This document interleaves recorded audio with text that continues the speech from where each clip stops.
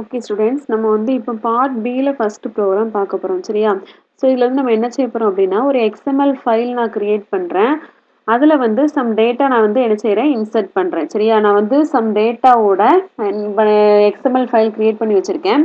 அந்த எக்ஸ்எம்எல் ஃபைலை இந்த டேட்டா கிரிட் வியூவில் எப்படி நான் டேபிள் ஃபார்மேட்டில் கொண்டு வரணும், அதுதான் இந்த எக்ஸ்பெரிமெண்ட் நமக்கு சொல்லித்தர போகுது.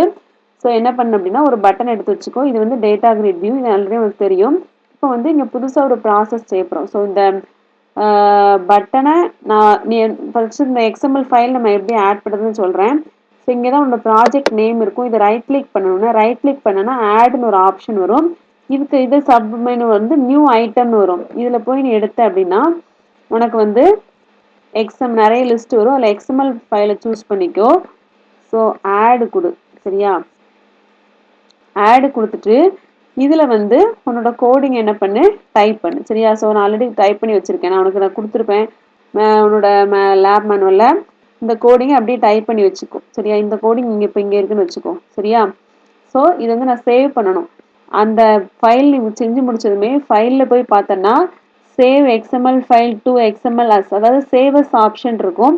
அதை நீ கிளிக் பண்ணிவிட்டு இதை வந்து நீ எங்கே வந்து சேவ் பண்ணுற, அதுதான் ரொம்ப முக்கியமானது. பின்னுக்குள்ள டீபக்குள்ள நீ என்ன செய்யணும், சேவ் பண்ணணும். ஓகேவா? புரிஞ்சுட்டா? ஸோ அந்த எக்ஸ்எம்எல் ஃபைலில் அந்த டேப் வந்து எனபிள் இருக்கிற மாதிரி வச்சுட்டு அதை நீ இந்த மேலே அதோட பேரை கிளிக் பண்ணாலே வந்துடும். ஃபைலில் போய் பார்த்தோன்னா அந்த ஃபைல் நேம் கொடுத்து சேவஸ்ன்னு காமிக்கும். இதை நீ கிளிக் பண்ணாலே உனக்கு நீ வந்து எந்த ப்ராஜெக்டுக்குள்ள இருக்கியோ அந்த நேமுக்குள்ள தான் இருக்கும். அந்த நேமுக்குள்ள இருக்கிற பின் ஃபோல்டர் உனக்கு ஓப்பன் ஆகும். அதுக்குள்ள பின்னுக்குள்ள போய் டீபக்குள்ள போய் என்ன செய்யணும், நீ வந்து சேவ் பண்ணணும். சப்போஸ் இப்படி இல்லை, எனக்கு வந்து சும்மா மைக்ரோசாஃப்ட் விஷுவல் ஸ்டுடியோ அதுக்குள்ளதான் வந்து இருக்கு இந்த மாதிரி. ஃபார் எக்ஸாம்பிளுக்கு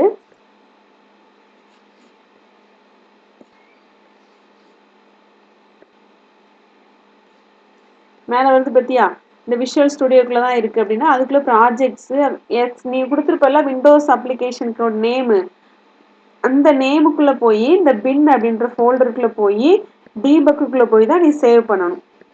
.xml அப்படின்னு போட்டு என்ன செய்யணும், எக்ஸ்எம்எல் ஃபைல், இங்கே எக்ஸ்எம்எல் ஃபைலாக தான் சேவ் ஆகுது. ஸோ இப்போ நீ கண்ட்ரின்னா கண்டிப்பாக அதில் கொடுக்கணும். ஏன் அப்படின்னா நீ வந்து ப்ரோக்ராம்குள்ள அப்படி தான் மென்ஷன் பண்ணியிருப்ப. ரெண்டு இடத்துலையும் நேம் வந்து சேமாக தான் இருக்கணும். ஸோ நீ வந்து .xml வச்சு சேவ் பண்ணும்போது உனக்கு அது எக்ஸ்எம்எல் ஃபைலாக சேவ் ஆயிரும். ஓகேவா? நான் வந்து ஆல்ரெடி country.xml நீங்கள் என்ன பண்ணி வச்சுருக்கேன், டைப் பண்ணி வச்சுருக்கேன்.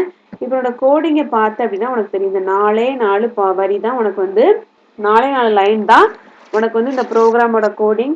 எக்ஸ்எம்எல் டேட்டா டாக்குமெண்ட் அப்படின்ற கிளாஸை நான் யூஸ் பண்ணியிருக்கேன். ஏன்னா எக்ஸ்எம்எல்லேருந்து நான் அந்த டேட்டாவை எடுக்கிறதுனால இந்த எக்ஸ்எம்எல் டேட்டா அப்படின்றது என்னோட object name. So XML data set dot read XML ஃபைலை வந்து இந்த டேட்டா செட் மூலமாக நான் நினச்சி இதை ரீட் பண்ணுறேன். இப்போ இதெல்லாம் கரெக்டாக கொடுக்கணும். அப்ளிகேஷன் கேப்ஸில் இருக்கணும். ஸ்டார்ட்அப் பாத் ப்ளஸ் டபுள் குவாட்ஸ் 2 பேக்ஸ்லாஷ் இந்த country.xml அப்படின்றதான் என்னோட எக்ஸ்எம்எல் ஃபைல் நேம். இல்லை நீ வேற ஏதாவது நேமில் அதை சேவ் பண்ணியிருக்கேன் அப்படின்னா அந்த நேமை தான் இங்கே கொடுக்கணும். மாற்றி கொடுத்தா வராது. அதுக்கப்புறம் டேட்டா செட்டுலேருந்து நம்ம என்ன செய்யணும், ரிட்ரைவ் பண்ணுறோம். அதான் இந்த டேட்டா கிரிட் வியூ உன்னோட டேட்டா சோர்ஸ்னு கொடுத்துருக்கேன். தென் டேட்டா மெம்பர்னு 4வது லைனில் இருக்கு பற்றியா, டேட்டா கிரிட் வியூ ஒன்றா data member equal to country name கொடுத்துருக்கேன்னா இந்த country.xml அந்த நேமை நான் கொடுக்கல. country.xml இந்த கண்ட்ரிஸ் அப்படின்றது மொத்தமாக ஸ்டார்டிங் டேக்லேருந்து எண்டிங் டேக் வரைக்கும் இருக்கும். உள்ள டேட்டா ஒவ்வொன்றும் கண்ட்ரின்னு முடியுது பற்றியா, இதெல்லாம் தனித்தனி டேட்டாவை டினோட் பண்ணுது. ஸோ இந்த நேமை தான் நான் இங்கே என்ன செஞ்சுருக்கேன், கொடுத்துருக்கேன். அதை கொஞ்சம் கேர்ஃபுல்லாக பார்த்து கூட, அப்போ தான் உனக்கு அவுட்புட் வரும். நம்ம ஃபைல் நேமை தான் இங்கே கொடுக்கணும்னு கொடுத்துறாத. இதுக்குள்ள இந்த ரெண்டாவது அந்த ஒவ்வொரு டேக் தனியாக வச்சிருக்கியா, கண்ட்ரிஸ் அப்படின்றது பேரண்ட் டேக் சரியா? இது வந்து அது சப் பேரண்ட் டேக்னு வச்சுக்கோ சரியா? இந்த நேமை தான் நீ இங்கே கொடுக்கணும். அப்படி கொடுத்தா தான் உனக்கு அவுட்புட் வரும். நான் இப்போ உனக்கு டீபக் பண்ணி காமிக்கிறேன் பாரு.